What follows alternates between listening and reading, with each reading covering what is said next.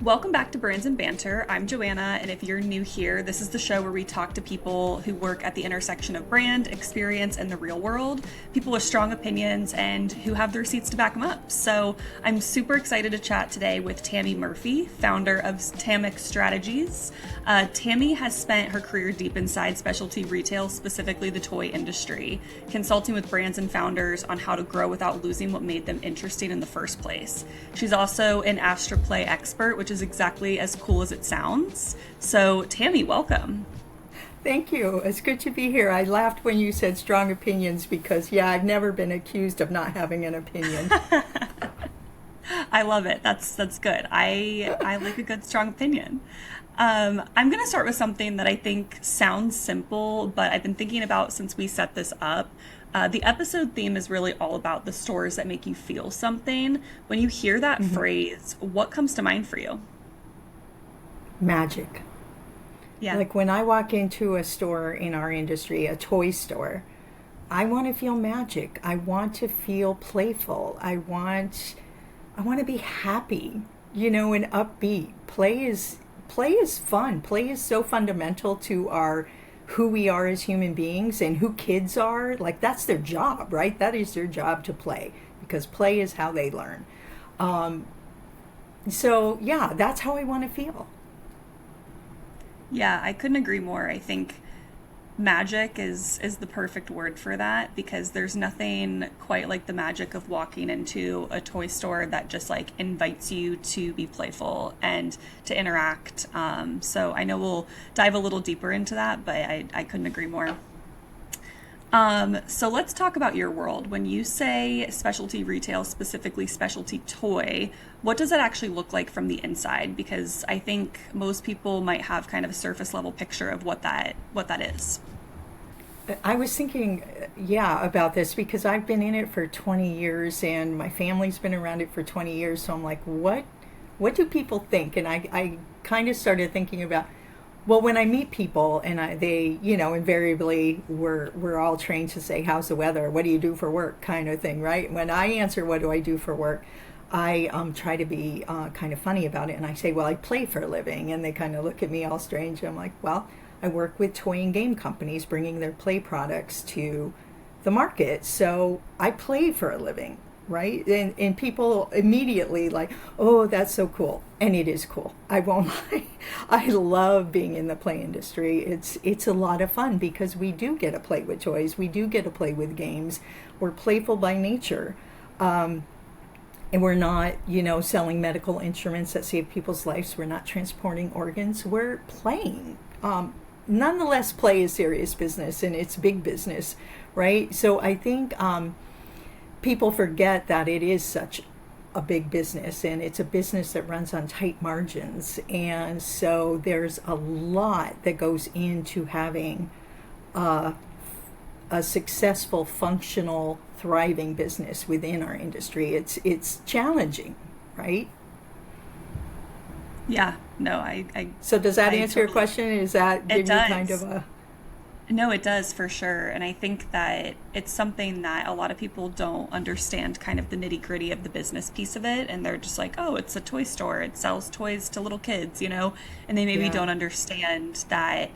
I mean, at least I think this is maybe straying a little bit, but when you walk into a toy store, it needs to appeal to the kids, but also the parents, the adults, the grandparents that are coming and bringing that child into the store. And so I think that appeal factor and understanding kind of the wider net of your demographic that's coming in the store is probably super important. It is important. And, the other thing people probably don't understand is how big the industry is and how wide. Like you were at Toy Fair for the first time this year, Yeah. and then you're about to go to the next show, which Toy Fair is all the big guys and a lot of the medium and small guys. And big retailers, small retailers, kind of, it's everyone, but it caters more towards the big.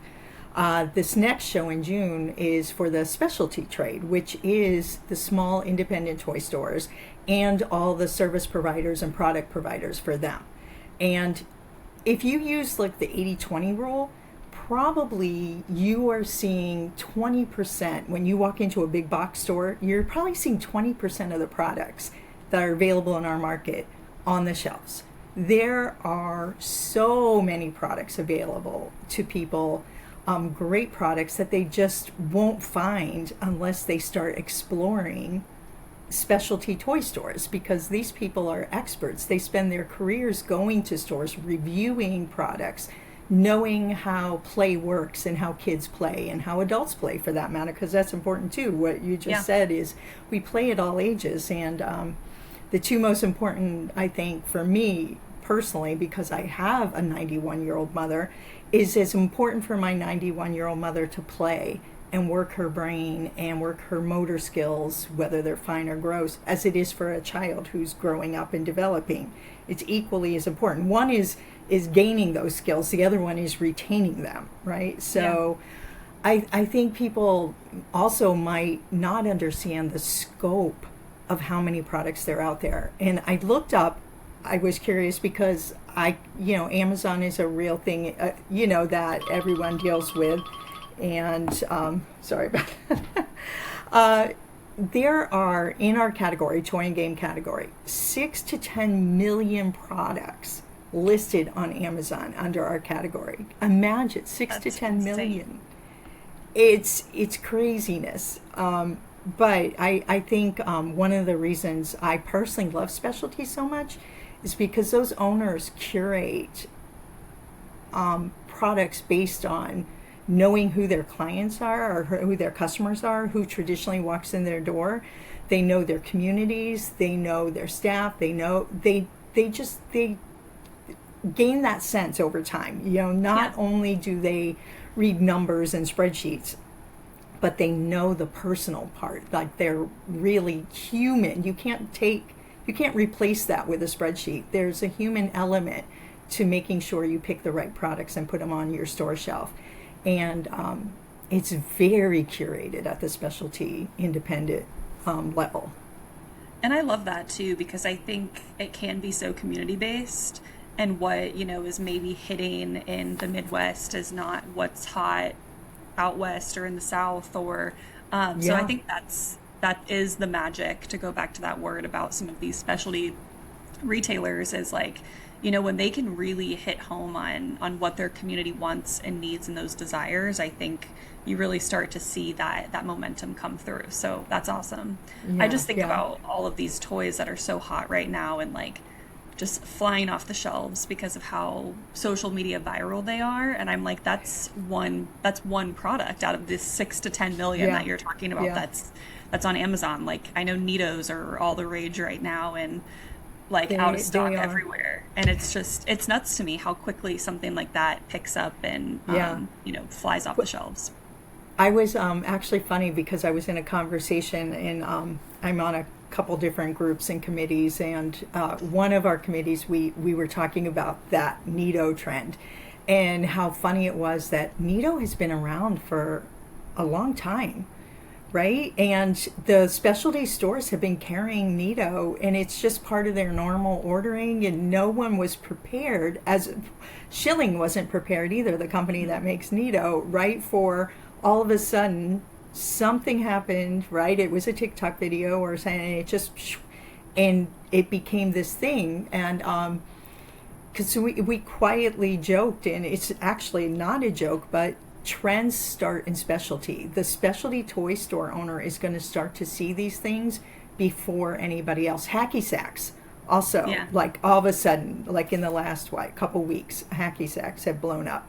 And it was in a conversation with someone in this industry weeks ago, before I heard it, someone said, "Ooh, hacky sacks," and I'm like, "What?" And then all of a sudden, hacky sacks were everywhere, and they see it coming. Yeah, I bet that is really interesting too. And to your point about some of these big box retailers maybe only having 20% of what's in the industry, and then these more specialty independent retailers have a more curated assortment. I'm sure that they have some things that the discoverability with it, of walking into a store like that and being able to play with something that is maybe different, is what can lead to a lot of these trends too, which is awesome.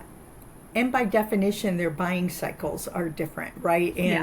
And the mass market, their buying cycles are for product sets in thousands of stores, right? So they need everything to be ordered well in advance so it can be produced and manufactured and shipped to the warehouse, and then their distribution centers spread it out, and then the stores have to set it up. Whereas in a specialty store, they can see something, they can place an order for a dozen of them, and they're in their store the next week, and they're putting them on their shelf, right? So they, just by definition, they can be so much more nimble, and they can explore products a lot easier than mass market, which is another plug for every specialty toy store out there. Go, because you will find things that you won't see, in mass market. You might eventually see them, but you're going to see them in specialty more than often than not. There are certain companies that go straight to mass market, and those are the Hasbros, the Mattels of the world, right? Yep.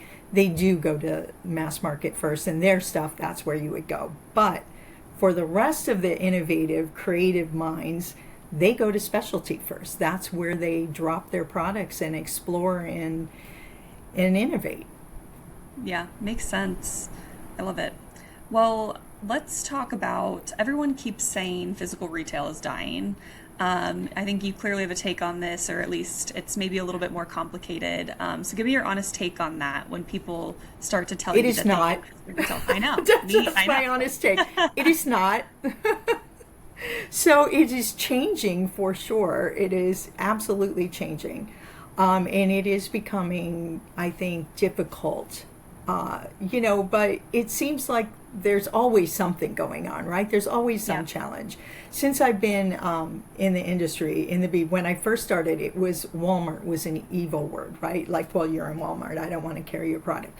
And then it was not Walmart, it was Amazon. You're on Amazon, and I don't want to carry your product. And now it's not Amazon. And now, it's tariffs, it's high gas prices, it's shipping costs, it's this, it's that, and I think also there was a huge thing, I can't remember the year, but I was fairly new to the industry, and lead paint was like the rage, and then it was magnets, and then it was something else, and it's always something else. So there's always challenges, so we're always adapting. So I think, is it dead? No. Is it changing? Absolutely. Is it more challenging than it was 20 years ago? Well, sure, because, it's a different world than it was 20 years ago, and we're evolving. But not to make light of it, but no, it is not dying. And I think you've seen, is it Gen Z has a preference, and actually I have a child that age, and his older siblings will first go online to look in order, and he will actually go to a store. Yeah.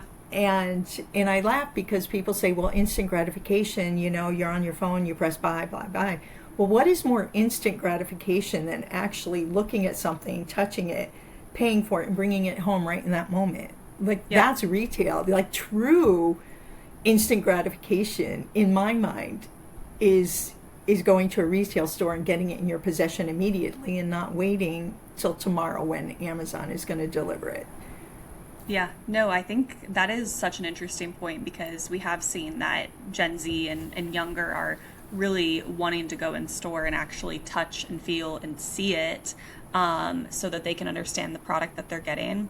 I think, truthfully, it's because they're overwhelmed with a lot of technology and being online all the time for other things, that it's like, to have an engagement point for them that's not digital, I think, like, clicks in their brain. So we have been seeing that trend, and it's across all industries in retail. And I think it's really fascinating, because I think so many people thought that, this generation of kids that's never known anything but technology is going to want to play right into e-com, and they don't. So it's promising for, what the retail industry will continue to do and how it will continue to evolve, for sure.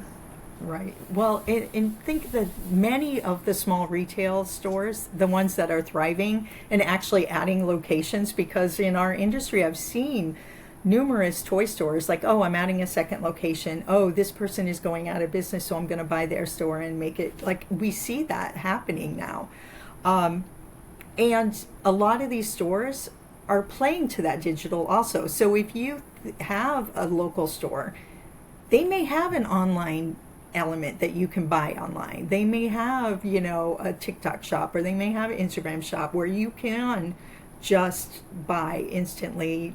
They also have, I know, so many toy store owners will say, well, I get messages, I get instant messages, I get text messages, I get phone calls, their customers actually reach out to them directly and say, I need help, I need to buy, do you carry? And so a lot of them are adding the technology while keeping the brick and mortar, and it supports it. So it's not an either or, right? It's and.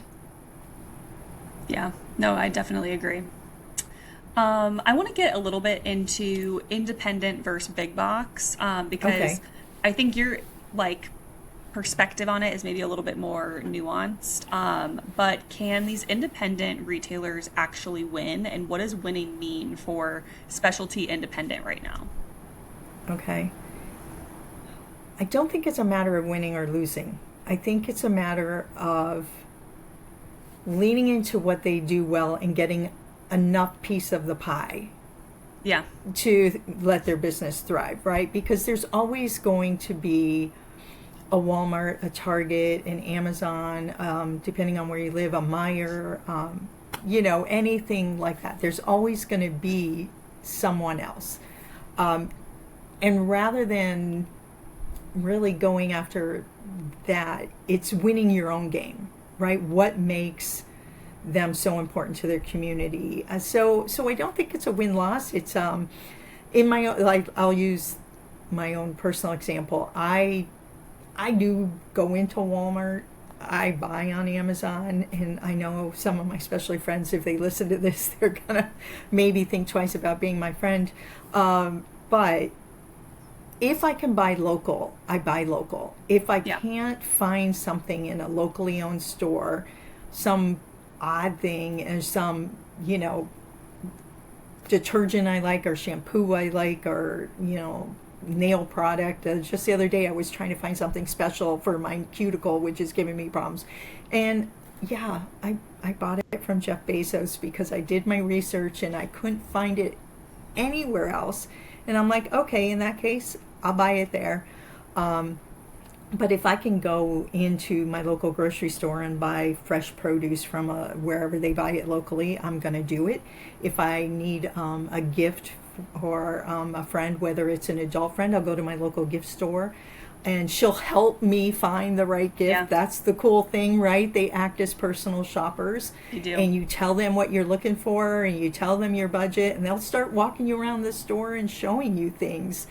And the same thing for a toy store. If I have gifts for the kids in my life, well, the first thing I do is actually reach out to my clients and say, what do you have that I can get them? But also friends, industry friends. But I'll walk into a local toy store, one of the 4 that I have access to, and tell them what I'm looking for. And then they help me pick the right thing. And if I need it wrapped, they wrap it for free. I think that's the biggest secret people don't know is they can, if they're on their way to somewhere, whether it's urgent and you're on your way to a birthday party and you like, oh my gosh, I haven't really gotten a great gift, or it's coming up, you can go into a specialty store and probably 90% of them will wrap the gift for you.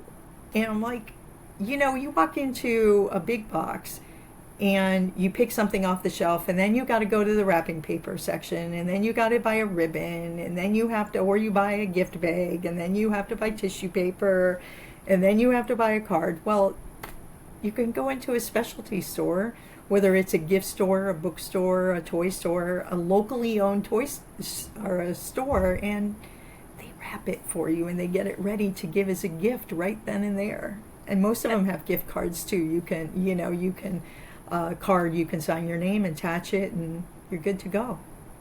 And that's all So part of the magic. it is part of the magic. So Yeah, back to the original question, can they survive? Yeah, they can survive because they do things like that. They are personal shoppers. They are, curating product that if you want to give a gift that someone says, oh my God, I didn't even know this was a thing. I didn't know I needed this. This is so thoughtful and special. Like when I give a gift, I don't know about you, but like, okay, people like say, hey, I could use this, that, or the other, and they make a gift list. And depending on who it is and what's on the gift list, I may or may not go after it because I love to give the unexpected, something that I buy just for them, that I think they'll like, that they didn't know they needed or didn't know they wanted until they saw it. And I'm not going to find that scrolling on Amazon. I'm not going to find that walking the aisles of a big box store. I'm going to find that walking in and talking to the owner or store manager or worker at a locally owned store and telling them, we call it you mentioned the play expert, we call it prescriptive play. Yeah. And what that is saying to them, I'm buying for this person, and they'll say, tell me about that person, and I'll tell them about the person, their interests, their likes, their age, what they don't like, what I want for them and of the gift, and then they will help me find just that one thing that I think, all right, this is it. This is where I'm going to blow their socks off and give them this. And you don't get that elsewhere. So I think that's why they survive. They survive because it's personal. Yeah. I mean, I've worked retail for years and years, actually on the retail floor. And the difference between working in big box retailers and then some more specialty retailers, and just the desire for that customer experience and that navigation through the process of, okay, you're shopping for this special occasion and you're looking for a dress, and like, how can we get more information out of these people to understand what is truly going to meet their needs? So I appreciate that experience so much now on the flip side, where I'm like walking into a specialty retailer and I'm like, hey, I'm shopping for this person. There's nothing like shopping for the people in your life that have everything. And you're like, I don't know what I can get this person, but I'm going to find something unique and elevated that is truly like authentic to them. And you're so right. You're not getting that at a big box retailer. You're not getting it at an Amazon. You're getting it at that local little shop that's 10 minutes down the road from your house. And I love that. Yeah. And actually, this is so outside of my own industry, when I am buying clothes for myself, I have found, as I've gotten older and go to, the stores where, you see everything, I have discovered these small, like, little town boutiques that I walk in and I start talking to the person and saying, hey, I'm going to a trade show, or I'm going on vacation and I don't like anything in my closet. This is why I don't like it. And they'll pull stuff out and you'll be trying on stuff you would have never chosen. And then you surprise yourself, right? Because they see, they're helping you, again, like, get something that is going to be the wow, that isn't going to be just like everybody else has. And so I like that. Yeah, no, I couldn't agree more. So let's switch gears a little bit. You talk a lot about the full sensory retail experience. Walk me through that. When you walk into a store and it's working, what are you picking up on? Okay. So I think here's the key. You're picking up on nothing. Yeah. Because it's so subtle, right? Like if they have a scent, and I talked to a few stores about, what about putting scents in your store? Because, I've told you I have like my dream store in my mind, and I have a scent that I'd want to use, but then I'm like, you worry about, well, is that the wrong scent? Is that too much? Is that, or you have the wrong type of lights and it hurts people's eyes, and is that gonna hurt? Like, it's all should be seen effortless, and when you walk in, it all's cohesive, right? You hear music, kind of a beat, and it kind of makes you want to do that, right? And you're like, okay, that's a great beat, I like that, it's giving me some energy. And then the smell, whether there is one or not, should be subtle and give you an emotion. Visually, by definition, a independent toy store is experiential in touch, right? They're almost all of them are about samples. Like, you can get things out. The plushies are always out, right? You can grab the plushies and feel them, or the fidget toys are usually in buckets and accessible, and you can try them out and feel them. But They also have play products out, right? They'll have magnet tiles out, or they'll have a burrito table, or they just have games open that you can kind of play and see what they're all about. So by definition, those are experiential and touch. They get that. It's funny how, in really thinking about, because I knew you wanted to talk about the sensory experience, and I thought about the stores I've been in, the store owners that I know. And each store reflects the owner's personality. And it's really fascinating to me, and I didn't put the pieces together, but they're authentic. They're like, the store owner is the store, and the store is the store owner. If that sounds very woo-woo. But, you take, if I could, I'd give two examples, actually maybe three examples.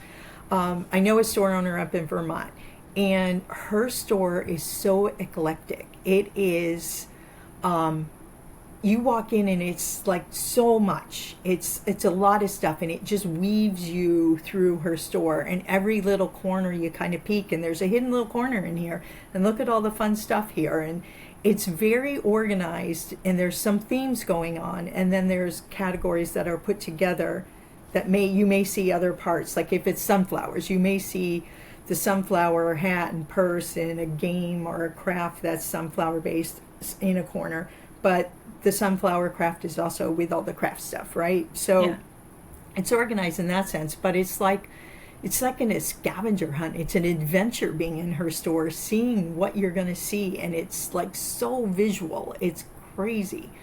And that's her, right? And then I could go into a store in Chicago, and this owner everything is white. It's crisp, it's white, there's a lot of natural light, and the products themselves are the visual, right? That's where the color comes from. Everything is kind of, it's urban, so it feels urban, right? And the scent, she only uses a scent during Christmas time to make people feel like a pine scent that makes people think, oh, Christmas, ooh, I better start buying gifts, right? That's the subliminal message right there. But her store is bright and clean and crisp, and always things you can touch, of course, because it's a play store, but that's her vibe. Whereas if down in southern Indiana, there's another store I own, and she just bought a Victorian house, an old Victorian house, and totally redid it, right? And there's wallpaper, big flower wallpaper on the wall, and there's shelving and nooks and crannies, and like everything is always flowing, and there's so much cool there you can explore.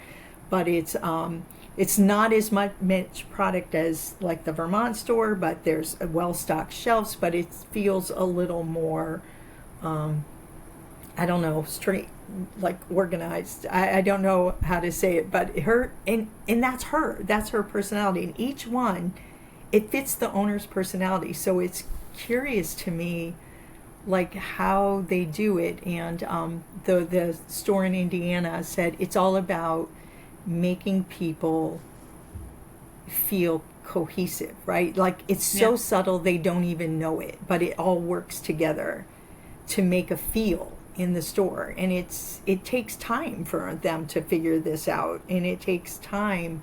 The owner in Chicago said she wants people to walk in and leave the outside world behind.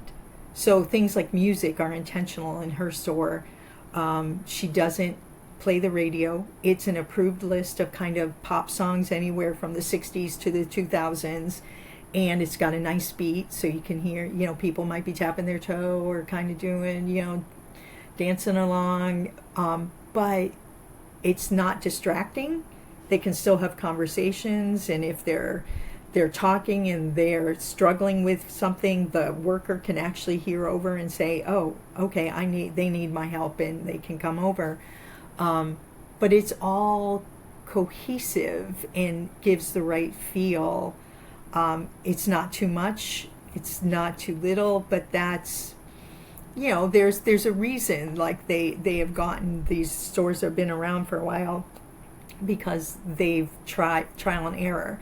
The store, the scents, think about the scents, and that's the one thing I just mentioned. you can overdo it. I would worry that I would overdo it. And she said, actually, I would love to be able to do what those high-end boutique hotels do, which is, you pump in like a fresh linen scent, and, it's crisp, it's clean. But she's like, that's an expensive system that they have. Yeah. And she's tried many things before, and through her employees have learned, ooh, no, that thing is giving me, like, my allergies are going crazy, turn it off. So she's discovered she's better off leaving the scents behind and like only burning a candle at Christmas time with that pine scent, and that's how they get that in the air. There's a store in Bend, Oregon. I know she said she puts scents in the store, but I found this right. So watermelon would be a summer scent, cinnamon would be, a holiday scent, but she puts in the dead of winter, she'll put a tropical scent in, because she's like, we need sunlight and we need that feel. And so I try to give them that feel. So she's seasonally changing up the scent of her store to give an emotion to people. So I think the biggest takeaway is you do it, but you do it so well, and you pick even down to the right light bulb. Right? And because one of the store owner in Chicago told me, like, she knew exactly what light bulb was approved and which one wasn't, because they played around with it, and the one that gives the best light. So down to the light bulb they choose, down to the scent, what their walls are colored. It's all about keeping cohesion in, and it makes sense together. All the lights and everything, it has to work together. Like, you can't have a tropical scent in a store that feels like an old country store, and you are piping in a tropical scent and then electronic music. That's like that's disconnect. You have to have it all connected, but you also want it so they want to stay in your store.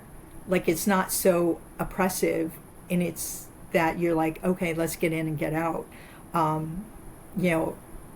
To give an example, I don't want to call it out, but it's a mass market, and I love to go into this one. It's geared towards 20-somethings, right? And the store is very loud, and they play electronic music in it.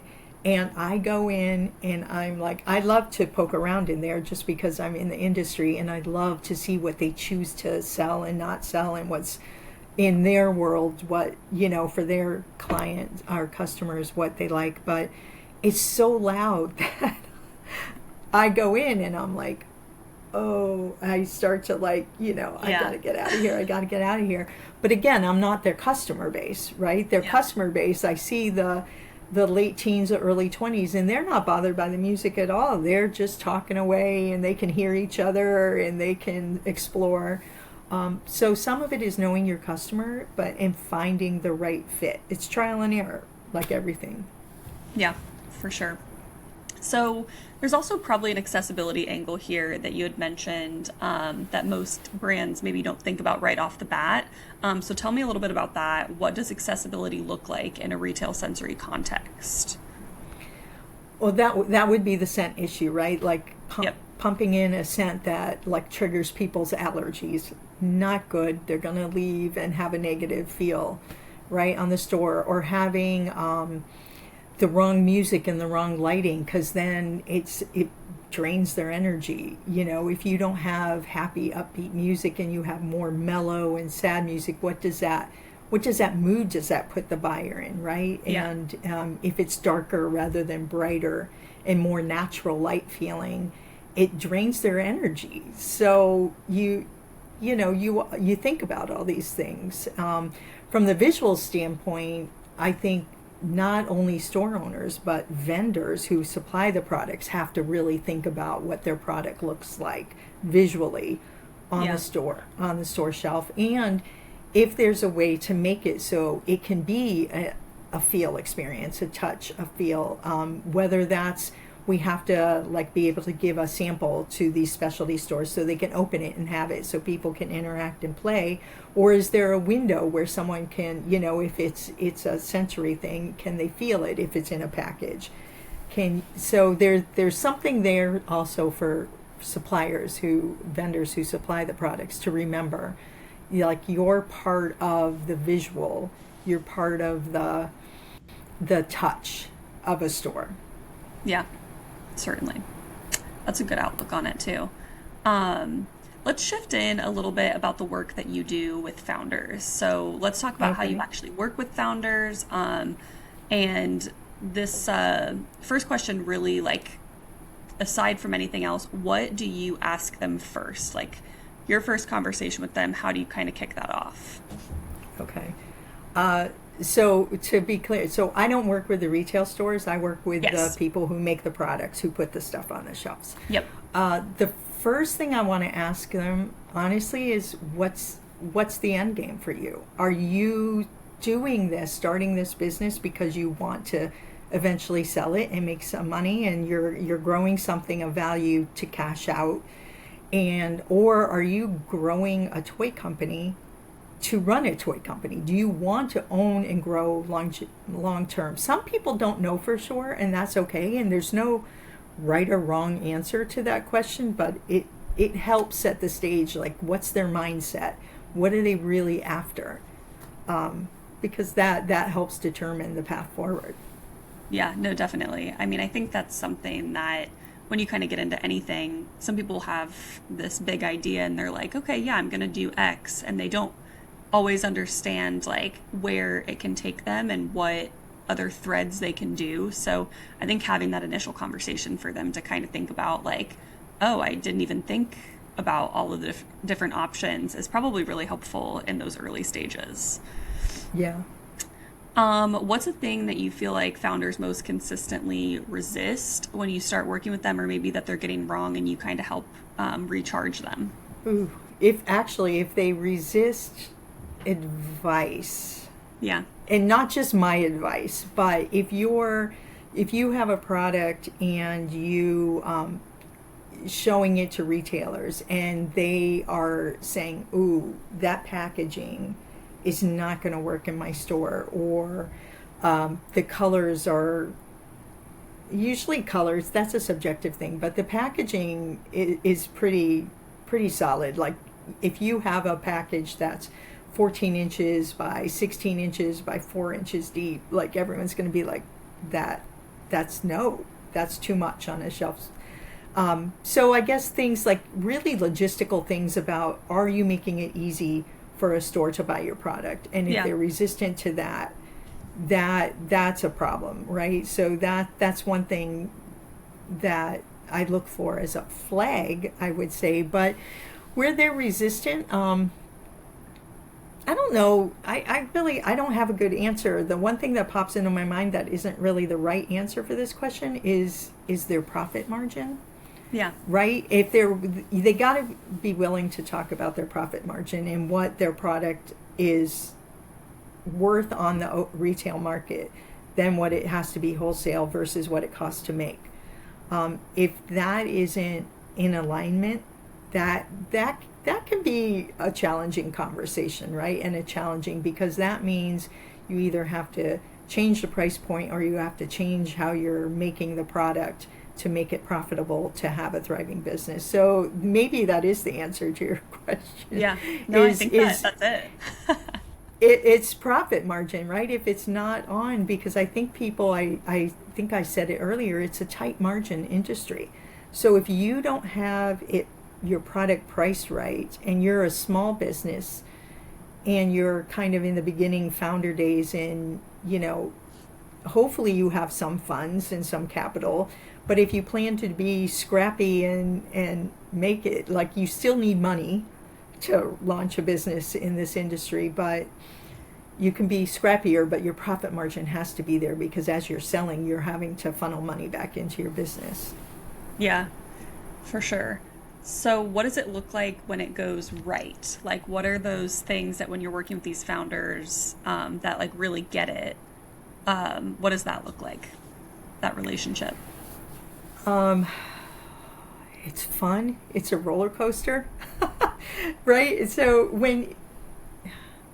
I think also, let's, if I could take a step back. Yeah. When I'm also talking to him in the beginning, the question also is at the end of the year, what would make you happy with your company, right? What would make you say this year was successful and set me up for a great year too? And that depends. And if they say, I would be thrilled if you said we sold into Target, versus I'd be thrilled if 100 stores bought my product, and were carrying my product. And it doesn't matter what store, just 100 stores. Those are two very different scenarios, and setting yourself up for different expectations and plans. But when it's all going right, it's roller coaster, because you're growing a business, and by definition, when you grow a business, you don't have all the human resources you need, right? So you're wearing every hat. So you're a bit of hair on fire, and you're doing one thing, and then this pops up, and success can cause chaos, good chaos, right? Like the more successful you are, the more people start buying it, the more you have to fulfill, the faster you have to move, the more you have to respond and grow. And so I guess when it's all working well, it's roller coaster ride, right? And then you get to the end of the ride, like at the end, if you love roller coasters, you're like thrilled, right? You've been up, you've been down, you've gone upside down, but you're like laughing and smiling and happy and just feeding energy to it.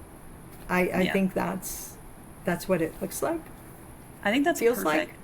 Yeah, I think that's a perfect explanation. I mean, I can't even imagine the wave of emotions and things that you go through as you're kind of navigating all the different process that it takes to get some of these founders to a place where they can sell into a Target or into a bunch of retailers that they want by the end of the year. So I think that's awesome.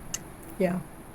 I want to take us a little bit back to sensory, because you have a story that you started to allude to when we first met, that you were telling me about when you were teaching the sense of smell in your Astra Certified Play Expert class. Yeah. And a strong childhood memory that you had with the scent of manure. Can you tell me that story? Sure. It's kind of funny. So I grew up like in rural Ohio, right? And it was fun when I realized you were based in Ohio, because I'm out east now, and but I grew up in farm country. So for me, the scent of manure, although unpleasant as it is unpleasant. I'm not saying I like it, but it triggers the happy emotions for me, because it means summertime. It means school's going out of session, and it means summertime. It means being at the pool, riding my bike with my friends, being free, and mom saying, be home by dark. And, it's just happiness, pure happiness. And so I did look up for you. I thought this was interesting, because the scent of smell is, and this, I'd listened to one of your past podcasts, and you were talking about perfume and scents and things and memories and it triggering. So your olfactory system is directly linked to the limbic part of your brain, and that's where emotions and memories live. So I kind of was curious about this, like the idea that some unpleasant scent can actually bring me happiness. So I did look it up, and this is the explanation of what is happening in my brain. So my olfactory bulb maps the chemical signature of the manure, which then shoots the signal to my hippocampus, which holds a file basically labeled childhood summers. And then the hippocampus tells my amygdala that this specific smell equals freedom, sunshine, and play, which then gives me a hit of dopamine, which is the reward and pleasure chemical that our body produces. So that is actually what's going on. So even though part of my brain is recognizing an ugly scent, the other part of my brain is hijacking it with happy memories and saying, no, unpleasant, but summertime, fun, play, pool, childhood. I absolutely love that. because I think scent is such a strong. I mean, I didn't know even the nitty gritty of everything that you just outlined, so I'm gonna have to go research it a little bit more now too. But manure is such a funny example of that, but I Yeah, love that it has such a strong, like, happy connection for you because I grew up in the Columbus, Ohio area, and I'm yeah, still here today. And there's definitely, the more rural parts of Ohio where I'm sure you get hit with that scent a little bit more frequently, but there's so many yeah. things that remind us of this like Ohio summer and school ending and being so excited. And I have similar memories of that and that transition out of school. So I love that a not so pleasant scent is able to bring you happiness. That's great. Yeah, yeah, right. And I do too. And I will say, did you know? And I don't know if you knew this. I can't remember whether I heard you talk about it in the other podcast. There are two scents that related to play that people recognize immediately, just the scent, and they can name the product in our Oh. industry that is related to it. Is one Play-Doh, like the smell of One is Play-Doh? Play-Doh, yeah. Yeah. Play-Doh is one of the scents, and Crayola crayons Oh, that are makes the other sense. scent that people like smell those, and they just know the product immediately. And Yeah. I always thought that was fun. That meant, you know, Play-Doh Yeah. is it has such a right strong scent, and it's identifiable. Yeah. I mean, talk about strong brand identity there, Yeah, like just the scent of a product being able to tell you, oh, I know for yeah, sure that's Play-Doh without even being able to see it is pretty cool. yeah. Last thing here, and you knew it was coming. Tell me a little bit about your dream toy store. You say you get Okay. to build it from scratch. What does it look like? What does it feel like? What does it smell like, etc.? Okay, so the key here is dream, which means it doesn't always have to be tethered to reality, Yes, right? of All course. right, because there are some things I'm thinking that's just not realistic, and my cat is about to join the chat, so here we'll see if I can fend him off. Um, so the dream store changes depending on, the year, the mood, the time. I am so sorry. Here, we'll You're see good. if this is Walter. Um, so I think I have two parts to my store. This is how I envision it. You enter into a store that is that magical moment, like I had mentioned, and it's everything is like as if you're 3 feet tall, right? Like kind of all the fun stuff is at the eye level of someone who's 3 feet tall, i.e., probably what a 7 year old, 6 year olds are Yeah. about. It's been a while since I've had kids that size, but it's bright. It's a bright store with splashes of color. I think the rainbow, right? It's not overwhelming, but there are splashes of those fun colors everywhere. I imagine the scent in the air is lightly buttered popcorn, just Hmm. faint butter popcorn, right? Makes me happy. The sounds, I I go back and forth on this one, and I think I would have like the upbeat, happy music, like I think you'll find in most toy stores. No words, just the music, but very low. But then, kind of every once in a while, you pipe in like kids laughing. The just laughter, and maybe popcorn popping every once in a while. Just those kind of there, but really like, did I just hear popcorn popping? Like, is someone popping pop? That kind Yeah. of thing. I want it. I imagine buckets, like bright silver buckets, full of fidgets and full of plush and full of anything that they can touch and get their hands on. And then as you walk through, you know, games and outdoor toys and a play mat that they can, little kids can sit on and explore, either grab a book and look through it, or grab something and read it, whatever the case may be. This is, again, in my mind. I Yeah. also want a back room that has a game library, so Ooh. people can actually sit down and like pull out a game Yeah. and see what it's all about. I would love to have a game library. And open toys, things that they can play with, like that are samples that they can actually sit down and play with. And then I want to walk into the other part of the store, and I wanted to I want the first part of the store to be maybe like birth baby, because babies play, Yeah. play from day one, to like the tweens, and then we go tweens, and we kind of, they're in transition area, right? There are some tweens that tend to be younger, some tweens that tend to be older, so you've got to transition them in both stores. And then you go into the section that's meant for tweens and up, tweens to Yeah. adults. And there I want a coffee bar in there, right? Ooh, yeah. And I want different kind of music, still upbeat, but a little bit older. I want, area where you can sit and go through books, because I want books in my store, not a whole bookstore, but a section of books. Again, games and things out that they can play with, gift items, just unique things that they can explore and find, like, I've never seen this before. Like, almost want to make it like, oh my gosh, where did you get this? Like that Yeah. could be the name of the store. Where did you get this? Because it's just unique, curated, weird things, but very adult friendly, very play oriented, because I really want to encourage play at all ages. Yeah. So, a lot of game companies have adult stuff now. There are adult packaged games, there are adult packaged Legos, there are adult packaged all kinds. Smart Toys does a whole line of adult.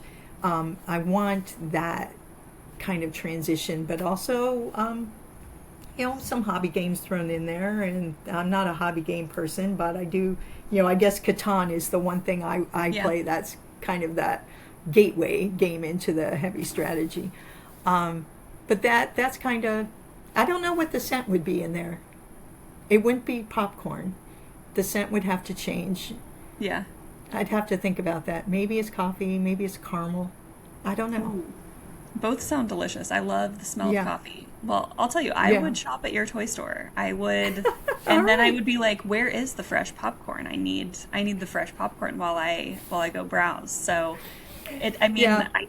I love that. I think you have like a really good grasp and understanding of how all different ages play and the importance of it at all these different key moments in your life. So I love that you have this like holistic view on what a dream toy store could look like, because I think about that all the time, like, how I would curate certain stores and what that looks like. So I love it and I want to shop at it. So let's get you to open a store.